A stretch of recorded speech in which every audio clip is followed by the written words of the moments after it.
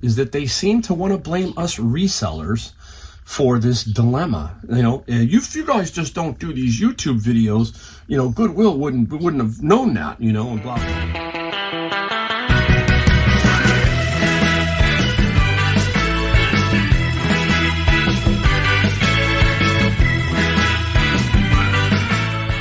Hey everybody, Mike, the Golden State Picker. We're in the garage and we're going to show you some things we found, some things we sold. We're going to talk about the main title of this video also.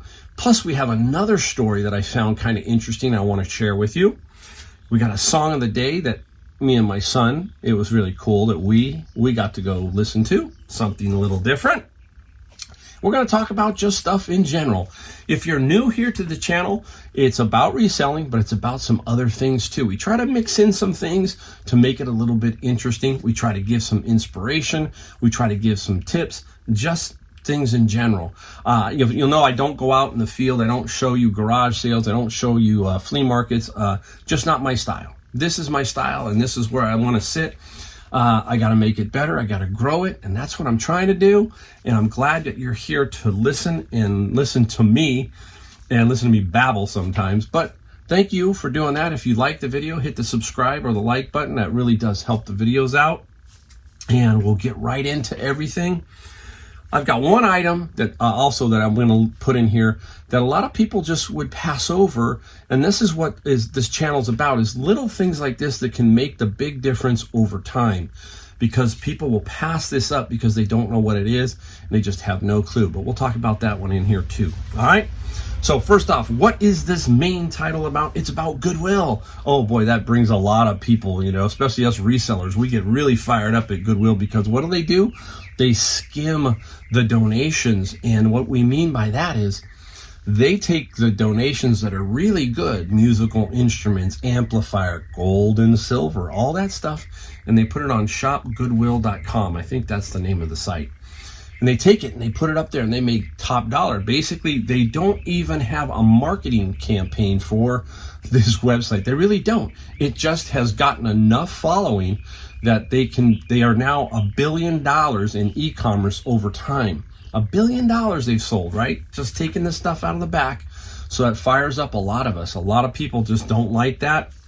They feel that the money is going to the top end and not to the bottom end, basically. That's what a lot of people feel. That's the way it works with corporations, right? They are no different. They are nonprofit, but they still pay employees, meaning CEOs, middle management. But does it trickle down to the bottom of the food chain in the system? It never seems to, right? Never seems to. So that's what fires people up. But also what fires people up is that they seem to want to blame us resellers for this dilemma. If you guys just don't do these YouTube videos, Goodwill wouldn't have known that, and blah, blah, blah. There's always going to be somebody who's going to make a video. There's always somebody who's going to tell you a story, period. Doesn't matter. But I want to set the record straight. This goes back a little bit further than most of you are going to believe. Some of you are going to go, wow, this just happened in the last 5 to 6 years. Well, in the last 5 to 6 years, they have exploded their e-commerce site. It has really grown to over $1 billion in sales so far. $1 billion in sales. But when did it start? How did it start? And is it resellers' fault? That's kind of what I'm getting at here. So I'm going to read you a piece from an article that I found, and I was doing some research. Yeah, we do research here, us YouTubers. We try to. I do a little bit, but I was curious because I didn't know. And what I found was something very interesting, and we're going to talk about it right here. All right, so I'm going to read this paragraph from this article. And it was talking about how Goodwill's e-commerce site has just taken off. And where did it start from? Listen to this. You'll find this very interesting. The website was created by a particular entrepreneurial executive in Los Angeles, George Kessinger, now 78, who had been running the Orange County stores since 1977. Rumored to be one of the first people at Goodwill with an email address. That's pretty funny, right? He's the first guy, maybe. He took notice when eBay started selling merchandise that looked an awful lot like what he sold in his stores. To compete, He created his own website in 1999 and began listing some of his store's best donations online. When he became CEO of Goodwill Industries in 2001, he encouraged other stores to start selling their wares online too. So this guy was basically running the Orange County or the LA area stores. And he came up with the idea of a website. 1999 he began. So all of this just didn't happen overnight.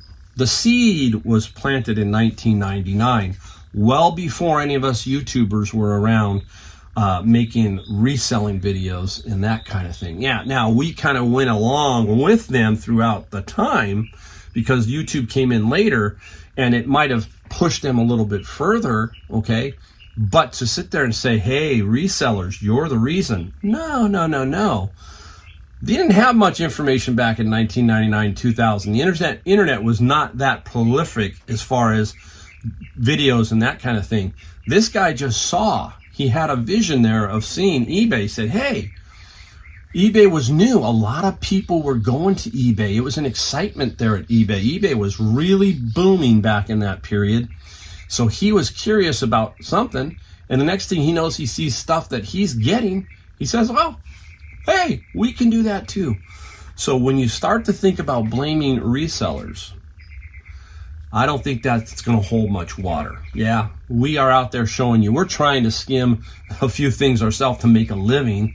These guys here, the question is, a lot of people get morally upset at us. They get morally upset at Goodwill because they skim. Basically, these guys here, the problem I have with it is it doesn't seem to trickle down to the bottom section as much, meaning the people who are doing all of this work and stuff, they also see some of what's going on. And then you've got these problems. We had a Goodwill here in my valley that years ago was skimming a ton of stuff. The employees were, and they were selling it out the back door. They were selling it to relatives. It was a major fiasco here, all over the newspapers, all over. So you know these people who are working in the back, they're seeing that. So you're creating these things in their head. There's a lot of interesting stuff about this whole Goodwill situation. Bottom line is, it's their right, their business. As long as people keep donating this stuff, it's going to happen. It's going to continue. They're not going to stop. We can't stop them. All we can do is get their misses. That's what I tell you, is we get their misses. I do feel bad sometimes because Goodwills are for lower income people. We wouldn't get every single item that came through that store. They think all the resellers would grab all those items if they put them out. We wouldn't. There would be people who could use something at a discount that would get it, okay? And not always us. So I debunk all those things. It's like, you know what? We're out here to make a living, to do certain things, and we're just doing it, fair and square. There's nothing here, but we're doing it harder because we're getting what's left. I mean, we are getting minuscule amounts of things from Goodwill. You got to really think about going other areas like garage sales, flea markets, that kind of thing, to really pick up the good stuff, guys. So yeah, Goodwill, it's a dry hole sometimes, and everybody knows why. Everybody knows why. All right, so that's the Goodwill angle. Let me know in a comment what you think. What do you think about Goodwill? I want to hear it. Are they good, bad, or evil? All right, that should bring some comments. All right, next up is an interesting article, and this article, my son had mentioned it. He sent me a text a couple of days ago and said, hey, take a look at this, Dad. I like Disney. I've been many times. I've been to Disneyland, Disney World. The little shines off of it right now for me. There's just too much into just some other stuff that it's like, you know what, just be Disney. That's my opinion. Just be Disney and everything will work out. But when you start getting into every other area as far as that goes, as Disney goes, it kind of ruffles me a little bit. Doesn't mean I'm going to stop going. It just is taking some of the shine off of. All right, enough of that. But here it is. Let me give you the headline. Disney put out a plan for high-end people here, and this is what it is. Disney has Adventures by Disney. All right. $110,000 private jet to parks around the world sells out in pre-sales. Wow. What is that? What is that? So Disney put together a package of a 24-day adventure of around the world. You're going to go to all the Disney parks and 3 other places. All right. Very interesting. And my son was shocked. He goes, who can afford that? And see, we get lost sometimes in who can afford that, right? We have to remember that there is a certain segment in this society, and it might be, let's say, 5% or 10% that can afford to do this. You know, they just can, okay? And we lose track of that because we're living our lifestyle, and we know it's a struggle and all that kind of stuff. And yet these people just, drop this money like it's nothing. Well, this might be like $2,000 to them. I don't know, but that's what happens. It's always going to be there. There's always going to be the wealthy, and stuff like this is going to happen. So let me read it. So they offered 75 tickets. 75 tickets were available for this 24-day adventure. Guests will stop at every Disney park across the world, as well as 3 additional landmarks: the Taj Mahal, the Pyramids of Giza, and the Eiffel Tower. And it says that it's going out July 9th through and returning August 1st. All 75 sold out in pre-sale. Didn't even get to the public. What they do is they have this Disney's Adventure Club or something, and you had to have taken a couple other adventures, and then you got first dibs to show you how much money's floating out there. 75 of these at 100,000 plus 100 and what is it? 110? I don't know. Boom, gone. 110,000, just like that.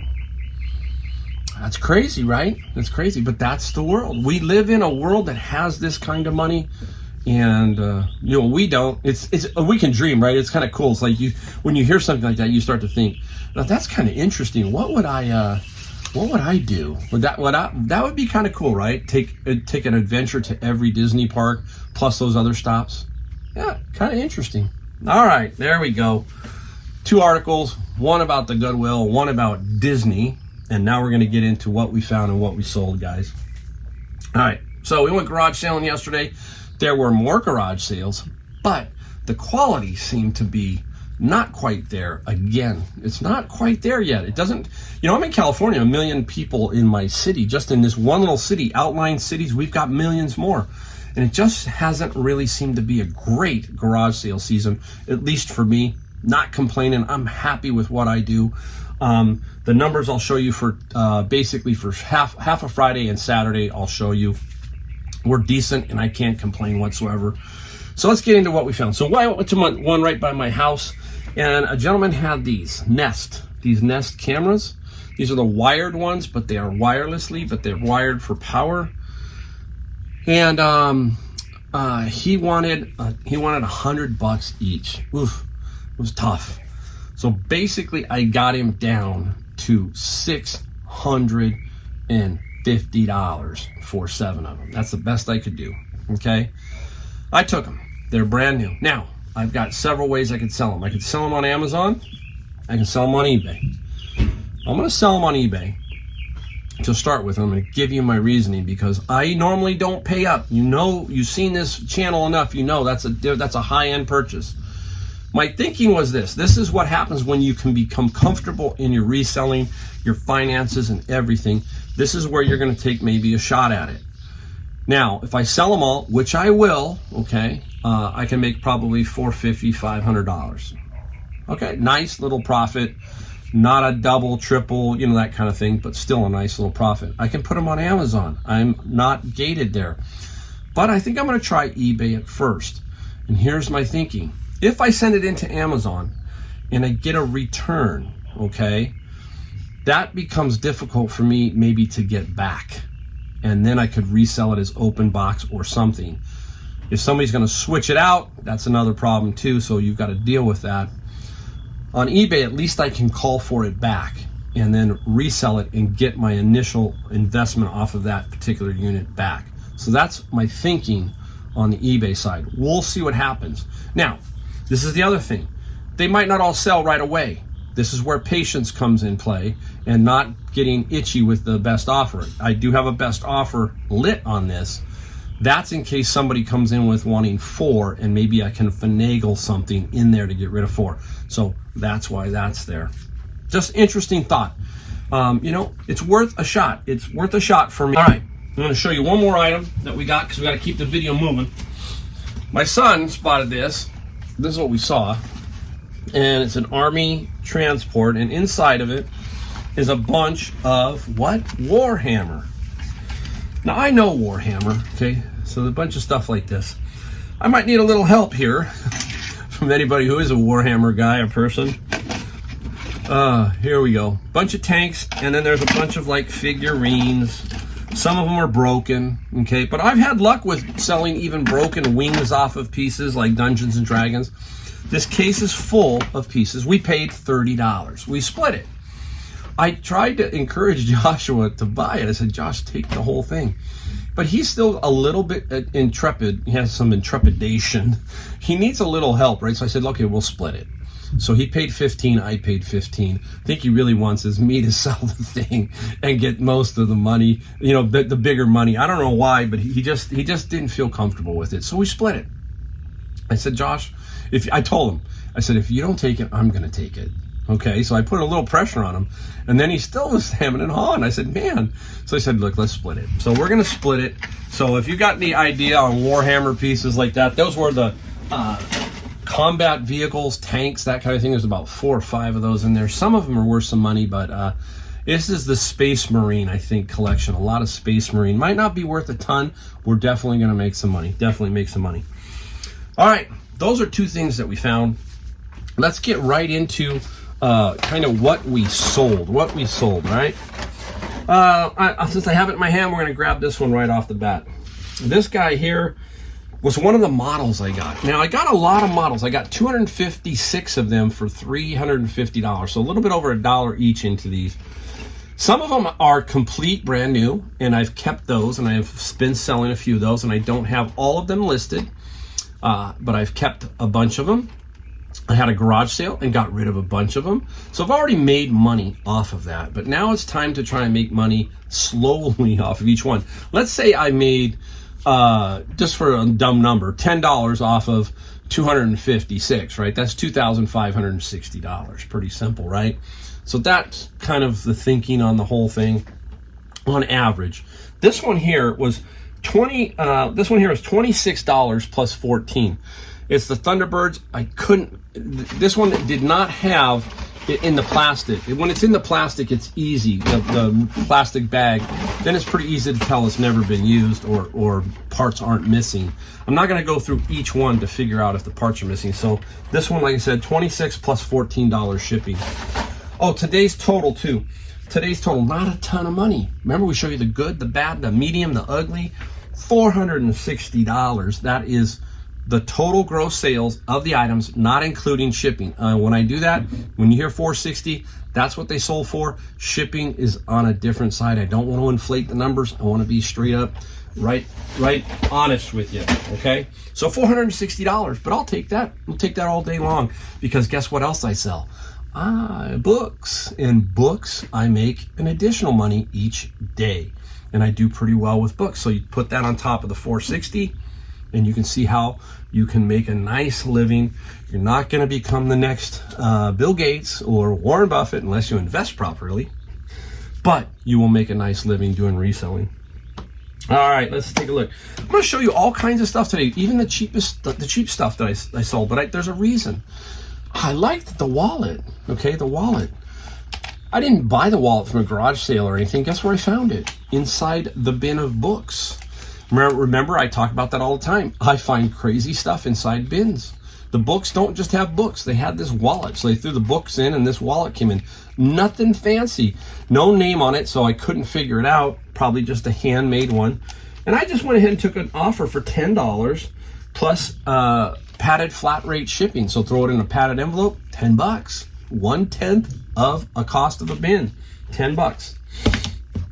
All right, next up, where are we gonna go? Oh, let's go stay with books. We'll finish the whole book thing off. Finish it off. Out of the bin of books is this one, Biomedical Ethics, okay? In just pretty fair condition. Blocked on Amazon, so I am gated. I can't sell this one on there. Otherwise, I probably would have sold it for about $40, roughly $40. Once you are gated on Amazon, you only have really one option. That's eBay. And this one here, the Biomedics one, sold for 22 plus 7. 22 plus 7. But that's okay. Still a nice little profit on a book that came from my bin. And a bin cost me how much, people? $100. $100 for a bin. We try to sell the ancillary stuff. That's all of this stuff to offset the cost of the bin. And the rest of the money is pure profit that goes into Amazon, all the other books that I can get. Okay, got a lot of videos on that. I got the super big video on how I sell books on Amazon. You can take a look at that. I'll put a link to it. All right, up next, another book. This one, In Counseling and Psychotherapy, Theory and Treatment Planning. When you see these titles, you got a shot when you're starting to scan books. And this guy right here went for $30 plus $7 shipping. Again, probably would have sold 50 to 60 easy on Amazon. Gated, so there is 3 items right there. Do I have anything else in there? Trying to look. Wallet, No, so I basically got, looks like $96. Oh, wait, one more. I got one more. Here it is. We'll finish it off. Out of the bin of books. Oh, Mike. I get these. What are these? These are the Great Courses. There, I can spin it around. There you go. They're called the Great Courses. This one on the end is Yoga for a Healthy Mind and Body. And when I get them, I lot them. So I start to collect them. If there's 2 or 3 on one, then I put them together. And you don't get a ton of money for these. Instead of trying to sell each one individually, I just build bins and then sell them. You don't get a lot.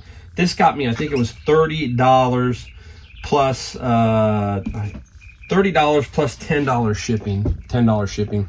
So let's break this down. The 2 books, the wallet, and the Great Courses got me $96. So about the cost of a bin. I got to take some fees out of there. Let's call it $75 after everything's done. So basically those items right there were 3/4 of one bin cost. I had other stuff out of those bins that I haven't sold yet. So each bin in my mind is paid for by the stuff that goes on eBay. And there it is. You can see it. You can find these Great Courses and some of these textbooks and stuff. You'll find these at garage sales, guys. People having a garage sale, they just graduated. Books are right there. And you can pick them up for a song, pretty much. Pick them up pretty cheap. And take a drink real quick. All right, let's get into this, and then we'll talk about the song of the day.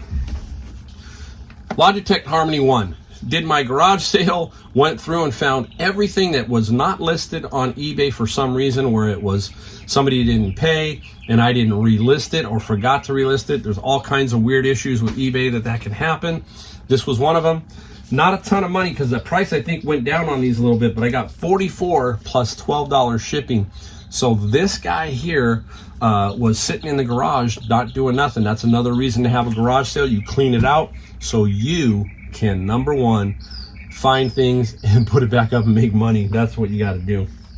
All right, let's get into the song of the day. Song of the day. One of my all-time favorite bands, Rush. All right, the song is going to be Xanadu, and we're going to talk about why I picked that song for the day. Last weekend was Father's Day. So on Father's Day, me and Joshua, or I should say Joshua and I, however it is, Joshua and I, we went to go see the band called Primus. Okay, so people are going, who's Primus? Some people are going, I know who Primus is. And some people are going, Primus sucks, right? Some people are saying that too. But anyhow, that's a little inside joke for you Primus fans. And basically, Primus is a guy by the name of Les Claypool. Les Claypool is a fantastic bass player, and he's out of the Bay Area. I think El Sobrante, which is up by San Francisco, that area. And he's an amazing bass player. And they did a tour, and this tour that they're doing is called A Farewell to Kings. And it is a tribute to Kings. I should say a tribute to Kings, and they're playing Rush's Farewell to Kings album, the entire album. So the first half of the show was Primus, second half of the show was the entire Farewell to Kings album. And my favorite Rush song is on Farewell to Kings, and that is Xanadu. That's the song Xanadu. and I love that song. So it was really, really cool because there's some bass parts in there that Les Claypool played, that Geddy Lee played, that was like, wow, that's pretty darn cool. So, hey, father and son, we went and had some fun. We saw a great band. Primus is very interesting band. You go to see Primus because of Les Claypool. That's my opinion. And we had a good time. So, good time. We're going to do some more concerts. We got the Scorpions coming up. We got Whitesnake coming up. We got Skid Row. We got all kinds of rockers that we're going to go see towards the later end of this summer. So it's going to be really interesting. All right, let's get right back into it. We'll save the best item for last. I always do. Best item, or the one I think will help you make some interesting conversation. Right off the bat, here we go. Paul Simon. Graceland, probably his most famous album, besides Bridge Over Troubled Water, but that was with Art Garfunkel. And Graceland is on the mini Japanese LP. This one sold for, I think, $25 and $5 shipping. There's a video out of that. I got 400 of these. I paid 10 cents each. They have been selling anywhere from $25 to $50, basically. $32 average now on each time I sell one of these. That's what my average has been. Really nice. All right. Albums. I put a few up. Remember I said, hey, when things get slow, you've got to dig around, right? So I've got over, I think now, I can't remember if I've got 3,000 now or 2,500. I'm really cranking up because I bought a bunch more recently. And what you do is you sell duplicates and stuff. So you keep the good ones. This is a little tip for you. If you're collecting, obviously you keep the best, and then if you have another one, you sell that one. Or you combine. You take the sleeve out of one, the record out of one, the cover out of one, and you create one nice one that you keep. And then you sell some other ones. So this was Fleetwood Mac, greatest hits. Not a super expensive album, but it's $18 plus $5. I have a rule. I try not to pay no more than about $2 to $3 max for albums. It really depends on what album it is. I believe I got a run here of Saver ones. This was 99 cents. They had put a bunch out for 99 cents. Most of them are $1.99, but occasionally they run a streak of 99 cents. Fleetwood Mac greatest hits, $18 plus $5 shipping. So that's how you create collections, right? If you're a collector of something, you buy something, you trade, and then you move and you sell and you build a nice little collection. That's it with media. That's me. I'm just constantly trying to find media, keep some good stuff, let some stuff go. And every so often when I feel like it, I put up some albums. I'm not in a hurry to put them up. But and in the genres that don't interest me, those will go up. Like this one, the Gypsy Kings. I know who the Gypsy Kings are, but it's not one that I would keep around for myself. So, hey, I'm going to sell it. And the Gypsy King one sold for $26 plus $5 shipping. Really good condition. Now, I have several of these, so I had to let this one go. And I have a mint, what we're going to talk about in here. My other one, the one I've kept, is in really good, top-notch condition. This is the album, Captain Fantastic and the Brown Dirt Cowboys. This is Elton John. To me, this is one of the most amazing art covers of all time. Just amazing to me. The key to selling this one for what I got for it is the stuff around it, obviously the condition, but also the stuff that came with it.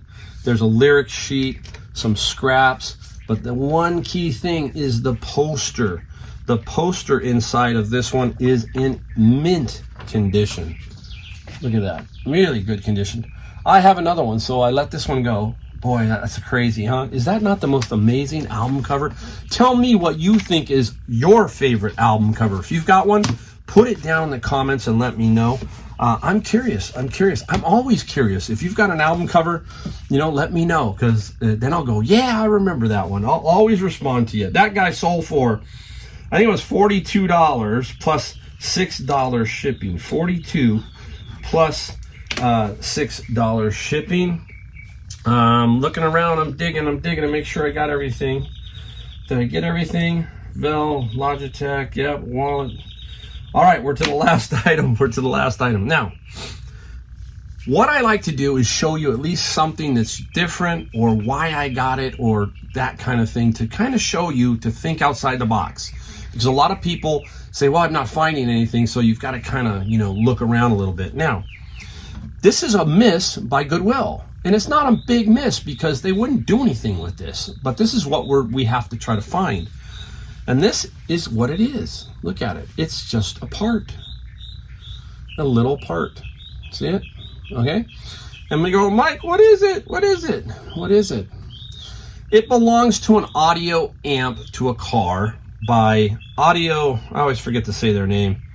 Oh, man. Audison. Audison. And it's on here. You can kind of see it. What you got to do is pick something like this up and look at it. I don't care if you're 20 years old or 65 years old.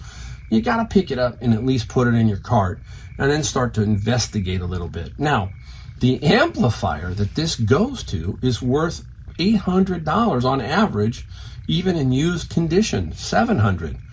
Right there, my radar goes up. And now I need to figure out what it is. Well, the price of the thing was like $4. It's a no-brainer. I'm going to take it no matter what. Even if I make $50, I'm going to make money. But there's a potential to be worth a little bit more. So I took it home and did the research, and I realized that there's two versions to this amp. One is an HD and one is an analog, or which this one is. So what happened here was the guy switched this part out for an HD part, meaning he wanted his amplifier to be HD, not RCA jack analog type setup. But that doesn't mean you can't sell this the reverse direction. And exactly that happened. Got an email from a guy this morning that said, hey, would you take $150 for it? And I said, you know what? Sure. This guy needed it. And he's going the opposite direction. He's going from the HD version to this version because he wants the RCA jack hookup. Now he's got both because he'll keep that HD, or he might even sell that HD part, but he'll probably keep it and then maybe swap it back in the future. So that's what I mean by parts, by unique things. This is where you make your big money. Now, this was decent money, but there are things, or if you watched my video and you saw me with the espresso machine where I got something for free, that's what I'm talking about. That's how you're working. You're working to get these big hitting tickets, filling in with the consistent tickets, and then at the end of the year, you add it up and you go, hey, I did really good. I made good money. That's how it works. That's how it works, guys. Wow. Sped through that video. I got a lot in 30 minutes. 30 minutes. All right, guys. Hey, many thanks again to everybody. And that's it for today. We'll do another video down the road. I really like making them. Can't wait. I'm 60 in 3 days. I'm 60 years old. So this video will be out before I will have already turned 60. So thanks again, guys. See ya next.